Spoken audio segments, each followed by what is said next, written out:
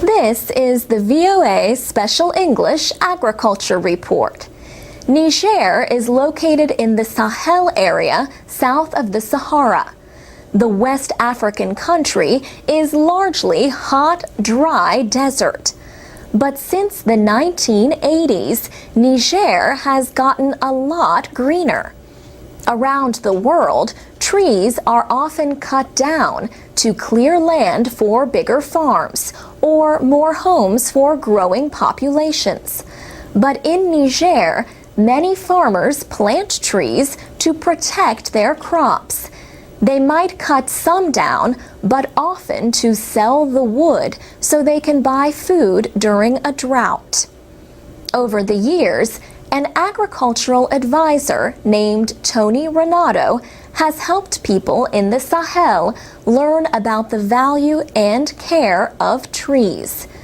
Mr. Renato says much of the response has come from farmers themselves instead of non-governmental organizations or government officials.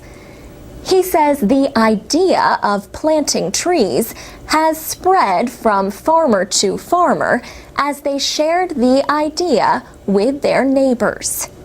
Trees can provide a wind barrier. They improve the soil when their leaves fall. And they protect against soil erosion by holding moisture in the ground. Niger often has severe dry periods. Researchers say villages where farmers planted trees did better than others during a drought and food shortage in 2005. Mahaman Larwanu works for the group African Forest Forum. Mr. Larwanu says the villagers who had trees grew more food and could also survive on fruit and leaves from the trees. And they could cut wood and take it to the city to sell and get some money to buy food. In the past, the French colonists who ruled Niger had a policy of government ownership of trees. Not surprisingly, this policy did nothing to make farmers want to take care of a valuable resource that was not their own. In Burkina Faso, a farmer named Yakuba Sawadogo became internationally known for growing a forest. His neighbors resisted his new farming methods at first. They even burned his land. But later, they saw how trees could protect the soil against the spreading desert.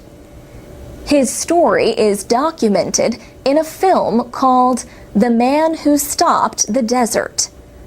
But Mr. Sawadogo says in much of Africa, nobody is looking after our forests. For VOA Special English, I'm Alex Villarreal. To read and listen to more agriculture news and for English teaching activities, go to voaspecialenglish.com.